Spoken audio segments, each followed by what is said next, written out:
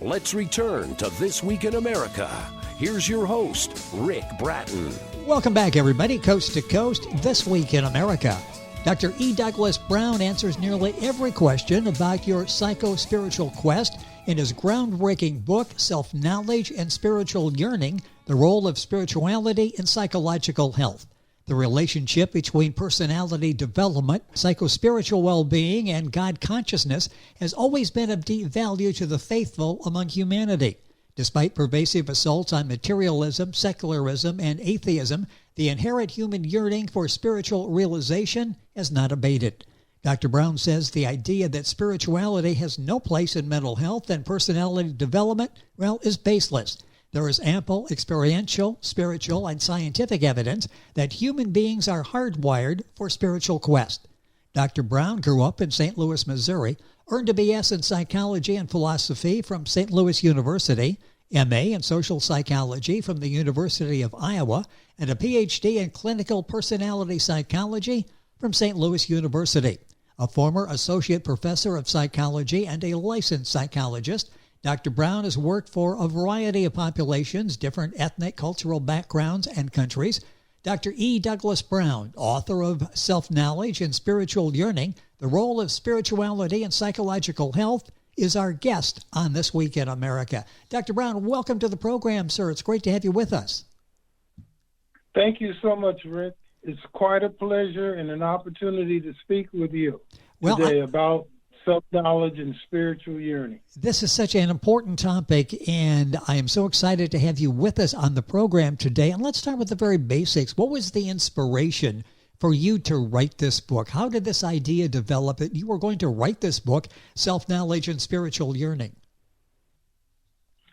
Well, throughout the course of my undergraduate and graduate training as a psychologist, I always felt that there was something missing. And I felt it intuitively. I felt it in terms of coursework, classes, all of the academic work involved. And that something that was missing was verified when I later learned that psychology, what we call Western psychology, is based upon the beliefs of Dr. William Wundt. He's called the father of Western psychology. And he wanted to create a laboratory science of psychology. So he dismissed and discarded all of the information about the self, all of the information about consciousness and self-consciousness, because it's not amenable to study in a lab. He, of course, believed that the concept of science is limited to only what you can perceive and know through your senses. If you can't measure it, if you can't taste it, if you can't observe it, it's not worthy of scientific investigation. So Dr. Wundt dismissed, in effect, some of the most critical, important information about the self and about actually the heart of psychology. So this is a much-needed book. The book is Self-Knowledge and Spiritual Yearning, The Role of Spirituality in Psychological Health by E. Douglas Brown, Ph.D. Book available at ParchmontGlobalPublishing.com in their bookstore there. Of course, Amazon. We'll have all this on our website, thisweekinamerica.us. A lot of books have been written over the years about self-discovery. What's the difference between your book, Self-Knowledge and Spiritual Yearning, and the other books about self-discovery? Because your book takes a unique approach. Well, Rick, you see, it depends on the definition of what we mean by self-discovery. Actually, when you go to Webster's dictionary, self-discovery is defined as a process of achieving self-knowledge. Self-discovery is, in effect, equivalent to self-knowledge. In contrast to what I focus on in my book, most books and materials about self-discovery, many of them are written by motivational speakers, are written about individuals' personal life experiences. Many of them, the books and materials are written with a focus on the social or cultural identity that a person has. You know, popular culture, celebrities, yes. people that are prominent in the media. Many books on self-knowledge speak more to specific types of aspirations and goals, but they aren't really dealing with the heart of what it means to be self-conscious. What exactly is the self?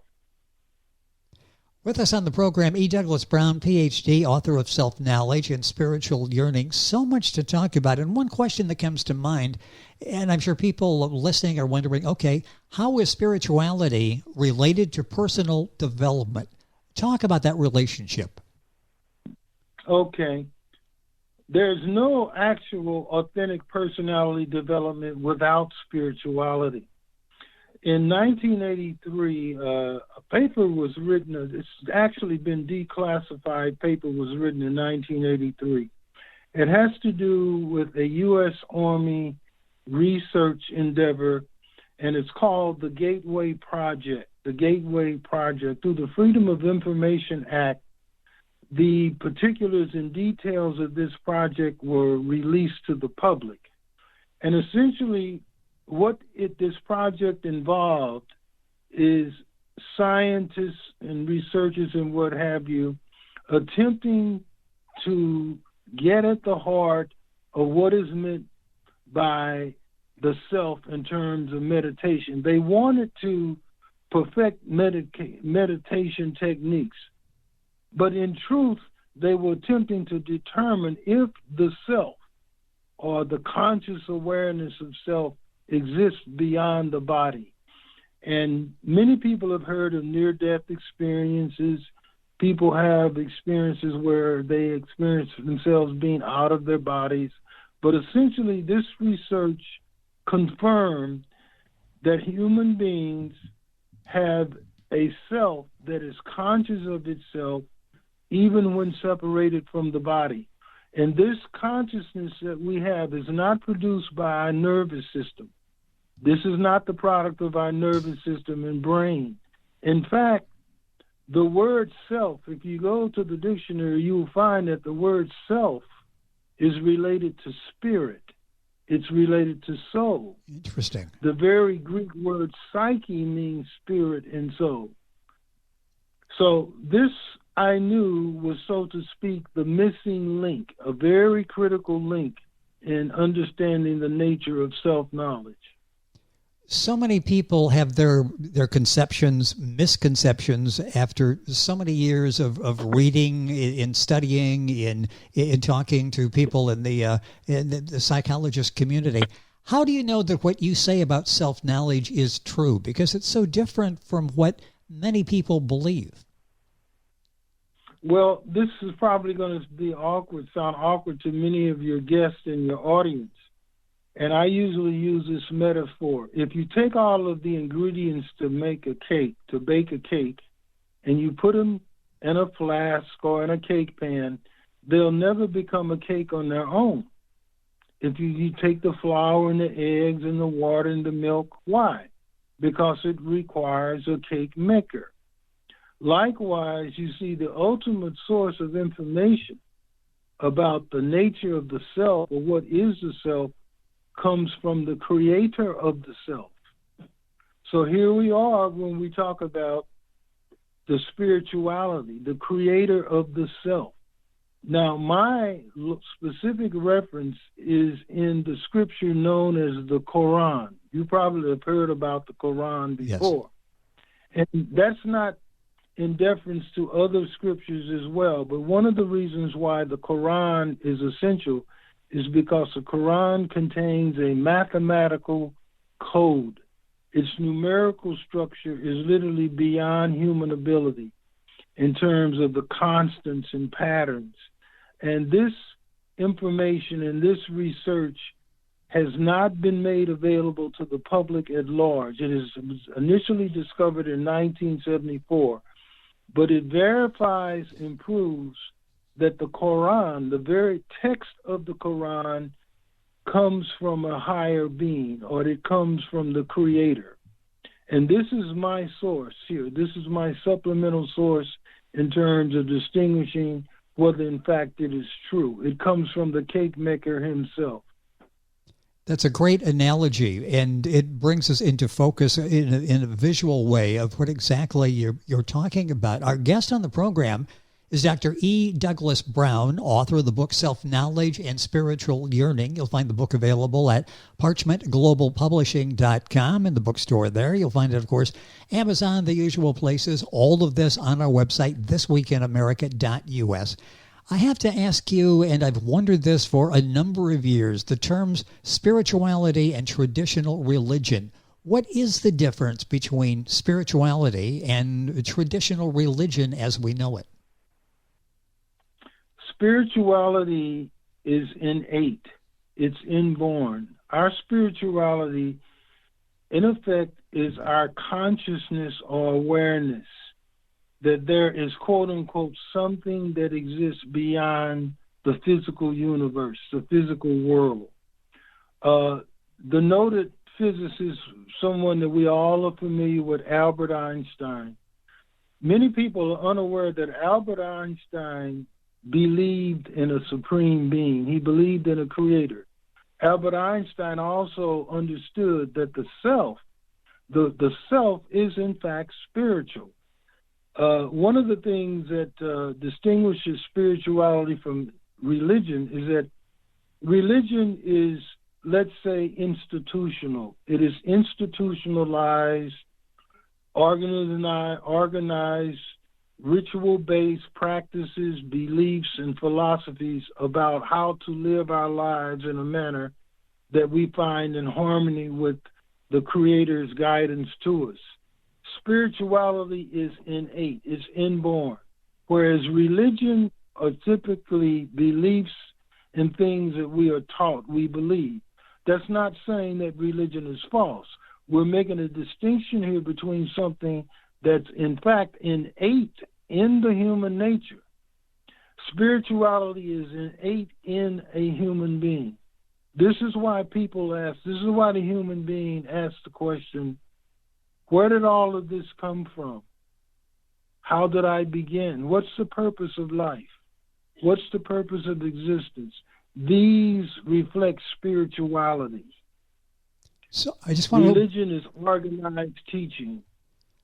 And I understand that now, and I really appreciate that definition, that separation of the two terms, spirituality and traditional religion.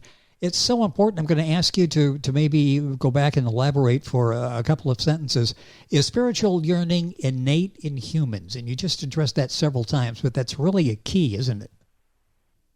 Yes, it is. And it is innate in humans. Now, how it manifests itself is quite different. This spiritual yearning, the yearning to know the truth, not a relative truth. Einstein would say, no, not relative truth. This is an innate yearning, a thirst in the human nature. You see, yes. The brain, for example, the brain does not believe. The brain is neither depressed nor happy. The brain does not imagine itself growing and learning. See, the truth, the search for the truth, not a physical or material truth, in fact, is what is meant by spiritual yearning. Whenever a human being, even the most basic level, when we search for truth and we search for answers, this search, this energy, this vibration is spiritual. I told you this was a groundbreaking book. The time is going by so quickly. Book available. Please pick it up and read it. It's a fascinating read and literally could change your life. ParchmentGlobalPublishing.com, a place to find the book. Amazon, the usual places. The name, Self-Knowledge and Spiritual Yearning, the Role of Spirituality in Psychological Health by E. Douglas Brown, Ph.D. And I want to pick up on the subtitle there. How is mental health related to spiritual yearning? Talk about that relationship. If a person chooses not to feed and cultivate their spiritual yearning, they inevitably are going to experience more serious psychological problems in life. You know, life is a course and a journey of adjustment, of seeking answers, of making mistakes. We have, all of this is part of life. Mistakes, mishaps, our lack of understanding. You see, one of the examples that one can use is that if a caterpillar will eventually at some point become a butterfly, right? We would think. Yes. All things being equal, will become a butterfly. But let's say that caterpillar munches off of the wrong leaves, the wrong foliage, so that when it becomes the time for it to wrap itself in the cocoon, because it has not eaten the right foliage, it doesn't emerge as a caterpillar. You see? And in that vein, human beings, we have free will and we have this consciousness. If we lack a true thirst to understand what we are, what I am as a person, I won't, metaphorically speaking, become that butterfly. I will not attain self-knowledge. And trust me, there are many influences, there are many forces, and there are many factors that impact on our lives that detract us from pursuing our innate propensity of self-discovery and self-knowledge. I want to go back to something you said a few minutes ago. How is that mathematical code in the Quran related to information about the self? The mathematical code confirms that the text of the Quran, the very text, the letters, words in the Quran, come from the divine being. They come from, at minimum, what I'm saying is that the Quran could have never been written and could have never been composed by a human being. Many of the verses in the Quran contain content about the nature of the physical universe that no human being during the time in which it was revealed could have ever known. It was beyond human awareness and consciousness.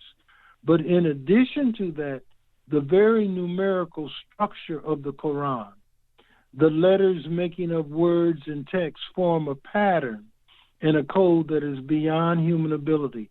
And this was discovered in 1974, but unfortunately it was suppressed.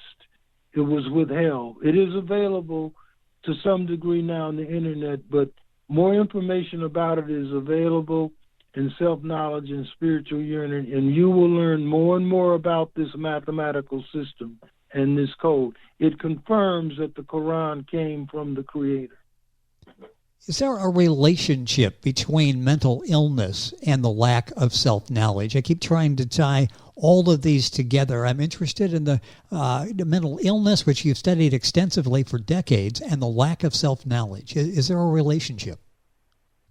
Yes, mental illness in the context of problems in life, coping with life. If we talk about what are called neuroses, neurotic behaviors, debilitating anxieties and fears and severe depression, a person actually is more apt to suffer from fear and anxiety, a sense of helplessness, of confusion, of what's called existential anxiety, to the extent that they don't have an authentic, healthy sense of self, or true self-knowledge. A human being is more prone to misinterpret their purpose in life, the meaning of life, when they don't pursue the answer to this question of what it means to be self-aware, truly self-aware. Most people, most of us, cling to and conform to popularized definitions of self-identity. And those definitions, unfortunately, are inadequate and very limited. I want to go back to a word I used in the beginning, psycho-spiritual. What exactly do you mean by psycho-spiritual healing? Actually, what I did with the word psycho-spiritual is I combined the common phrase psycho, which we typically associate with mental, with spiritual, because psyche actually literally means spirit. It means soul. It means self. So by combining the two, when you say psycho-spiritual, you're acknowledging that the self is both mental and spiritual. And when I say mental, it's important to understand that I'm not referring to neuroelectrical and simply brain processing. You see? Yes. For example, when I say my brain, right? Or Rick, somebody says Rick's brain, right? Who is the my you are referring to? Obviously, the my is greater than the brain. It's me, right? Yes. It's my brain. So that means that I have a level of awareness. My nature in consciousness is, in fact, non-material. Myself, in terms of awareness of myself, in my mind, you see, is not simply the composite of my body and my brain. Does that help explain what psychospiritual means? Yes, it does. And you've explained so many of the relationships we've talked about, maybe the new terms, new relationships that we've been talking about in the program today. You've explained those so well. The book is Self-Knowledge and Spiritual Yearning, The Role of Spirituality in Psychological Health by E. Douglas Brown, Ph.D., our guest on the program. A couple minutes left here. What has this quest been like for you? Obviously, you felt there was something missing in what you were taught, what the tools you were given to teach. You had a lot of unanswered questions. You found answers for those. What has this whole process been like for you, discovering things that we've never heard about before? Yes, it's a constant quest. It's a constant journey, but it is very awesome. And every human being has access to this. It doesn't matter the clime, the country, the time, or the place. This is part of our innate nature as human beings. This has not been a strictly a professional endeavor on my part. This has been a very personal desire and quest to know the truth about what is the self, what is the purpose of life, and what is the meaning of life? What does it mean to be a human being? And I must say that many of my questions are being answered and have been answered. I'd like to share with you a quote from Albert Einstein. I find it very fascinating and interesting. Einstein said, "No problem can be solved at the same level of consciousness that created it." No problem can be solved at the same level of consciousness that created it. So the problem of mental illness or the challenge of mental health demands a solution at a higher level. And that higher level is the spiritual yearning and the spiritual quest. That is the door that opens in terms of self-knowledge and self-discovery. Well, you've opened that door for so many, and the book is available at parchmentglobalpublishing.com, parchmentglobalpublishing.com. Of course, the usual places, Amazon, all of those. And we'll have a full link on our website, thisweekinamerica.us. And not based on theory, is it, Dr. Brown? I mean, this is what, 30 years of clinical observations, questions, answers in real-life situations. Real life situations with clients, individuals that I've worked with from different cultures, society, ages, belief systems. We're talking about basic parameters, universal themes about human nature, about the self, about what all of us share in common in terms of trying to arrive at the answers to these very important questions in life. Well, I go back to where we started the program, and that's using the term groundbreaking for the book. The book is Self-Knowledge and Spiritual Yearning, The Role of Spirituality in Psychological Health by E. Douglas Brown, Ph.D. The book available at parchmentglobalpublishing.com. The usual places, including Amazon, and we'll have all that on our website, thisweekinamerica.us. Dr. Brown, what an enlightening program it's been today, giving us some information we've never heard before and explaining it in a way that we understand exactly what you're talking about. Thank you for being with us on the program. Thank you so much, Rick, and I thoroughly enjoyed this so much. Thank you very much. You're welcome. It's been a fascinating conversation. We could have used 3 hours, but we got it by in the course of one program here. Yes. Self-Knowledge and Spiritual Yearning, the Role of Spirituality and Psychological Health by E. Douglas Brown, Ph.D. Book available at parchmentglobalpublishing.com, the usual places. Information on our website, thisweekinamerica.us. And we're back on today's program right after these messages. You're listening to This Week in America with Rick Bratton. More after this.